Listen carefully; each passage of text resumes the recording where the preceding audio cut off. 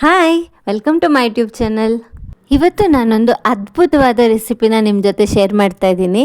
ಈ ರೆಸಿಪಿನ ನೀವು ಒಂದು ಸಲ ಟೇಸ್ಟ್ ಮಾಡಿ ಮತ್ತು ಯಾವತ್ತಾದ್ರೂ ನೀವು ಅದನ್ನು ನೆನೆಸ್ಕೊಂಡ್ರೆ ಖಂಡಿತವಾಗ್ಲೂ ನಿಮ್ಮ ಬಾಯಲ್ಲಿ ನೀರು ಬರೋದಂತೂ ನಿಜ. ಏನಪ್ಪ ಇದು ಅಂದರೆ ಇನ್ಯಾವುದು ಅಲ್ಲ, ಇದು ಆಂಧ್ರ ಸ್ಟೈಲ್ ಕೊತ್ತಂಬರಿ ಪಚ್ಚಡಿ ಅಂದರೆ ಕೊತ್ತಂಬರಿ ಚಟ್ನಿ. ಮಾಡೋದು ಹೇಗೆ ಅಂತ ನಾನು ಸ್ಟೆಪ್ ಬೈ ಸ್ಟೆಪ್ ಹೇಳ್ತೀನಿ. ಇದಕ್ಕೆ ನಾನು 1.5 ಕಟ್ಟು ಫ್ರೆಶ್ ಕೊತ್ತಂಬರಿ ಸೊಪ್ಪನ್ನ ಯೂಸ್ ಮಾಡ್ತಾಯಿದ್ದೀನಿ. ಇದನ್ನು ಮೊದಲಿಗೆ ನಾನು ಚೆನ್ನಾಗಿ ವಾಶ್ ಮಾಡ್ಕೊಂಡಿದ್ದೀನಿ. ಇದು ಮಾಡೋದಕ್ಕೆ ನಾವು ಇವತ್ತು ತಂದು ನಾಳೆ ಫ್ರಿಜ್ಜಲ್ಲಿಟ್ಟು ನಾಳೆ ಮಾಡ್ತೀನಿ ಅಂದರೆ ಅದು ಚೆನ್ನಾಗಿರೋದಿಲ್ಲ. ಇವತ್ತಂದು ಇವತ್ತೇ ಮಾಡಬೇಕು. ನಾನು ಅದನ್ನು ನೀಟಾಗಿ ವಾಶ್ ಮಾಡಿಕೊಂಡು ಈ ಥರ ಕಟ್ ಮಾಡ್ಕೊತಾ ಇದ್ದೀನಿ. ಅಂದರೆ ತೀರಾ ಚಿಕ್ಕದಾಗಿ ಕಟ್ ಮಾಡ್ಕೋಬೇಡಿ. ಇಲ್ಲಿ ನಾನು ವೀಡಿಯೋದಲ್ಲಿ ತೋರಿಸ್ತಿರೋ ಥರ ನೀವು ಒಂದು ಸೊಪ್ಪಲ್ಲಿ ನೀವು 3-4 ಕಟ್ ಬರೋ ಹಾಗೆ ಕಟ್ ಮಾಡ್ಕೋಬೇಕಾಗುತ್ತೆ. ಈ ಥರ ಕಟ್ ಮಾಡಿ ಆದಮೇಲೆ ಇದನ್ನು ನಾನು ಒಂದು ಫ್ಯಾನ್ ಕೆಳಗಡೆ ಒಂದು ಬಟ್ಟೆ ಹಾಕ್ಬಿಟ್ಟು ಅದನ್ನು ಆರಾಕ್ತೀನಿ. ಏನಕ್ಕೆ ಆರಾಕ್ತಾ ಇದ್ದೀನಿ ಅಂದರೆ ನಾನು ವಾಶ್ ಮಾಡಿದ್ದೀನಿ, ಇದ್ರ ಮೇಲೆ ನೀರಿನ ಅಂಶ ಇದೆ, ಇದೆಲ್ಲ ಹೋಗಬೇಕು, ಈ ತೇವಾಂಶ ಎಲ್ಲ ಹೋಗಬೇಕು. ಹಾಗಾಗಿ ನಾನು ಇದನ್ನು ಫ್ಯಾನ್ ಕೆಳಗಡೆ ಆರಾಕ್ತಾ ಇದ್ದೀನಿ. ಅರ್ಧ ಗಂಟೆ ಒಂದು ಫ್ಯಾನ್ ಕೆಳಗಡೆ ಇಟ್ಟು ಆಮೇಲೆ ಇದನ್ನು ನಾನು ಪ್ರೋಸೆಸ್ ಮಾಡೋದಕ್ಕೆ ಯೂಸ್ ಮಾಡ್ಕೊತೀನಿ. ಈ ಥರ ಮಾಡೋದ್ರಿಂದ ಇದು ನಾವು ಮಾಡ್ತಿರೋ ಈ ಚಟ್ನಿ ಅಥವಾ ಪಚ್ಚಡಿ ತುಂಬ ದಿನ ನಾವು ಸ್ಟೋರ್ ಮಾಡ್ಬೋದು. ಆದಷ್ಟು ನೀರಿನ ಅಂಶನ ತೆಗೆಯೋದ್ರಿಂದ ಅದು ಹಾಳಾಗೋ ಚಾನ್ಸಸ್ ಕಮ್ಮಿ ಇರುತ್ತೆ. ತುಂಬ ದಿನ ಸ್ಟೋರ್ ಮಾಡೋಕ್ಕೆ ಈಸಿ ಆಗುತ್ತೆ. ಹಾಗಾಗಿ ಈ ಮೆಥಡ್ನ ಫಾಲೋ ಮಾಡ್ತಾ ಇದ್ದೀನಿ. ಈಗ ನಾನು ಒಂದು ಪ್ಯಾನಿಗೆ 1 ಸ್ಪೂನ್ ಮೆಂತ್ಯಕಾಳು ಹಾಗೆ 2 ಸ್ಪೂನು ಸಾಸಿವೆನ ಹಾಕ್ಕೊಂಡು ಡ್ರೈ ಫ್ರೈ ಮಾಡ್ಕೊತಾ ಇದ್ದೀನಿ. ಇದನ್ನು ನಾವು ನೀಟಾಗಿ ಫ್ರೈ ಮಾಡ್ಕೋಬೇಕಾಗುತ್ತೆ. ಯಾಕಂದರೆ ಇದನ್ನು ನಾವು ಪೇಸ್ಟ್ ಮಾಡ್ಕೋಬೇಕು. ನೀವು ನೀಟಾಗಿ ಫ್ರೈ ಮಾಡಿಲ್ಲ ಅಂದರೆ ಅದು ಆಯಿಲ್ ಕಂಟೆಂಟ್ ಇರೋದ್ರಿಂದ ಅದು ಫ್ರೈ ಆಗೋದಿಲ್ಲ ನೀಟಾಗಿ. ಸೊ ಕಲರ್ ಚೇಂಜ್ ಆಗೋವರೆಗೂ ಫ್ರೈ ಮಾಡಿಕೊಂಡು ಇವಾಗ ನಾನು ಅದನ್ನು ಒಂದು ಬೌಲಿಗೆ ಟ್ರಾನ್ಸ್ಫರ್ ಮಾಡಿಕೊಂಡು ಸೈಡಿಗೆ ಇಡ್ತಾಯಿದ್ದೀನಿ. ಅದು ತಣ್ಣಗಾದ್ಮೇಲೆ ಮತ್ತೆ ನಾನು ಇದನ್ನು ಪೌಡರ್ ಮಾಡ್ಕೋಬೇಕು. ಇವಾಗ ತಣ್ಣಗಾಗಿದೆ, ಪೌಡರ್ ಸಹ ಆಗಿದೆ. ನೋಡಿ, ಪೌಡರು ತುಂಬ ಒಳ್ಳೆ ಪೌಡರ್ ಇದೆ, ಅಂದರೆ ಸ್ಮೆಲ್ ತುಂಬ ಚೆನ್ನಾಗಿದೆ. ಇವಾಗ ಇದನ್ನು ನಾನು ಸೈಡಿಗೆ ಎತ್ತಿಟ್ಕೊಂಡು ಒಂದು ಬೌಲ್ ತಗೊಂಡು ಆ ಬೌಲಲ್ಲಿ ನಾನೊಂದು 20-25 ಗ್ರಾಮ್ ಆಗುವಷ್ಟು ಹುಣಸೆ ಹಣ್ಣು ತಗೊಂಡು ಅದನ್ನು ಸ್ಪ್ರೆಡ್ ಮಾಡಿಕೊಂಡು ಹಾಕ್ಕೊತಾ ಇದ್ದೀನಿ.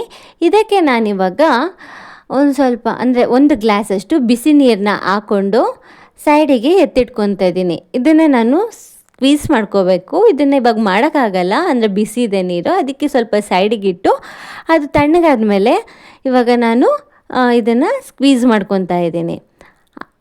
ನೋಡಿ, ಈ ಥರ ನೀಟಾಗಿ ಸ್ಕ್ವೀಸ್ ಮಾಡಿಕೊಂಡು ಆ ಪಲ್ಪ್ ಏನಿದೆ ಅದೆಲ್ಲ ಆ ನೀರಿಗೆ ಬರೋ ಥರ ನೀವು ಚೆನ್ನಾಗಿ ಸ್ಕ್ವೀಸ್ ಮಾಡ್ಕೋಬೇಕಾಗುತ್ತೆ. ಏನು ಪಲ್ಪ್ ಇದೆ ಅದು ಸ್ಕ್ವೀಸ್ ಆಗ್ತಿಲ್ಲ, ಅದನ್ನು ಸೈಡಿಗೆ ಎತ್ತಿಟ್ಕೊಂಡು ಪಲ್ಪ್ ಇರೋ ಪೋರ್ಷನ್ ಏನು ವಾಟರಲ್ಲಿದೆ ಅದನ್ನು ನೀವು ರಿಟರ್ನ್ ಮಾಡ್ಕೋಬೇಕಾಗುತ್ತೆ. ತೇವಾಂಶ ಹೋಗಲಿ ಅಂದ್ಬಿಟ್ಟು ಫ್ಯಾನ್ ಕೆಳಗಡೆ ಹಾಕಿದ ಕೊತ್ತಂಬರಿ ಸೊಪ್ಪಲ್ಲಿ ತೇವಾಂಶ ಎಲ್ಲ ಹೋಗಿದ್ರಿಂದ ನಾನು ಅದನ್ನ ಎತ್ಕೊಬಂದು ಮೆಷರ್ ಮಾಡ್ಕೊಂಡಿದ್ದೀನಿ. ಈಗ ನಾನು ಆಯಿಲ್ ಏನು ಹಾಕ್ತಾಯಿದ್ದೀನಿ ಆ ಬೌಲಲ್ಲಿ ನನಗೆ 1.5 ಅಷ್ಟು ನನಗೆ ಸೊಪ್ಪು ಸಿಕ್ಕಿತು. ಅದರಲ್ಲೇ ನಾನು ಅರ್ಧದಷ್ಟು ಕಡಲೆಕಾಳು ಎಣ್ಣೆನ ತಗೊಂಡು ನಾನು ನನ್ನ ಪಚ್ಚಡಿಗೆ ಯೂಸ್ ಮಾಡ್ಕೊತಾ ಇದ್ದೀನಿ.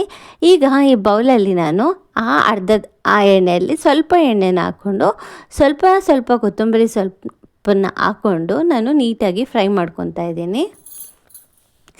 ಇದನ್ನು ನಾವು ಅಟ್ ಎ ಟೈಮ್ ಎಲ್ಲದನ್ನೂ ಹಾಕ್ಕೊಂಡು ಫ್ರೈ ಮಾಡಿದ್ರೆ ಅದು ನೀಟಾಗಿ ಫ್ರೈ ಆಗೋಲ್ಲ ಅನ್ನೋ ಕಾರಣಕ್ಕೆ ನಾನು ಎಲ್ಲೋ ಒಂದು ಸ್ವಲ್ಪನೇ ಹಾಕ್ಕೊಂಡು ಫ್ರೈ ಮಾಡ್ಕೊತಾ ಇದ್ದೀನಿ.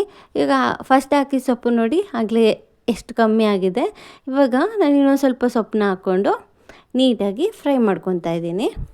ನಾವು ಫ್ರೈ ಮಾಡುವಾಗ ಯಾವುದೇ ಥರದ ನೀರು ಇನ್ನೊಂದೇನೋ ಹಾಕೋಂಗಿಲ್ಲ, ಬರೀ ಎಣ್ಣೆಯಲ್ಲೇ ನೀಟಾಗಿ ಫ್ರೈ ಮಾಡ್ಕೋಬೇಕಾಗುತ್ತೆ. ನಾವು ನೀರನ್ನು ಎಲ್ಲೂ ಇದಕ್ಕೆ ಟಚ್ಚು ಸಹ ಮಾಡಿಸ್ಬಾರ್ದು. ಯಾಕೆಂದರೆ ನಾವು ನೀರು ಟಚ್ ಮಾಡಿಸಿದ್ರೆ ಇದು ಹಾಳಾಗೋ ಚಾನ್ಸಸ್ ಜಾಸ್ತಿ ಇರುತ್ತೆ.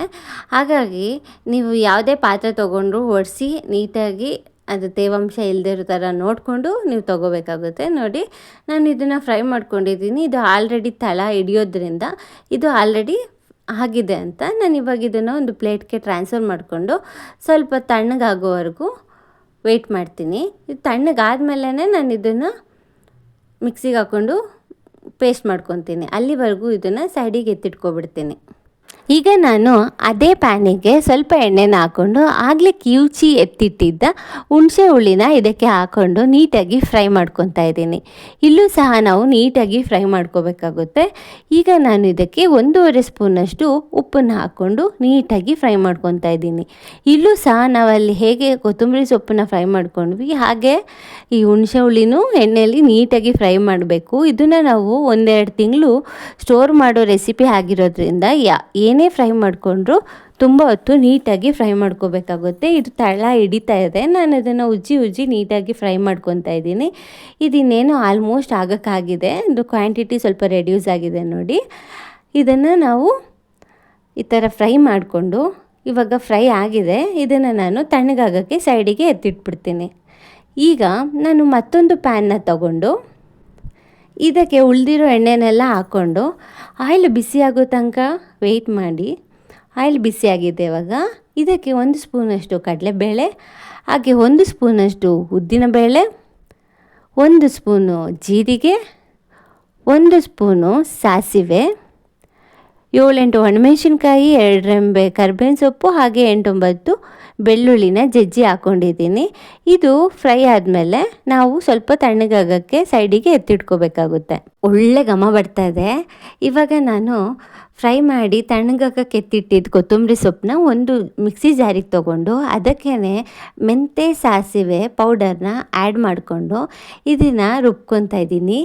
ಇದು ನಾನು ತೀರಾ ನುಣ್ಣಗೆ ರುಬ್ಕೋಬೇಡಿ, ತರಿಯಾಗಿ ರುಬ್ಕೋಬೇಕು. ಇದನ್ನು ನಾನು 1 ಸ್ಪೂನ್ ಸಹಾಯದಿಂದ ಒಂದು ಬೌಲಿಗೆ ಟ್ರಾನ್ಸ್ಫರ್ ಮಾಡ್ತಾಯಿದ್ದೀನಿ. ಬೌಲು ಅಷ್ಟೇ ನೀಟಾಗಿ ವಾಶ್ ಮಾಡಿ ಅದರಲ್ಲಿ ಯಾವುದೇ ತೇವಾಂಶ ಇಲ್ಲದೆ ನೀಟಾಗಿ ಒಡಿಸಿರೋ ಬೌಲ್ನ ತೊಗೊಂಡಿದ್ದೀನಿ.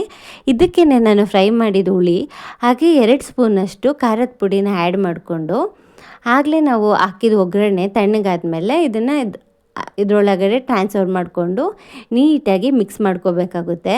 ನೋಡಿ ಎಷ್ಟು ಚೆಂದ ಕಾಣಿಸ್ತಿದೆ.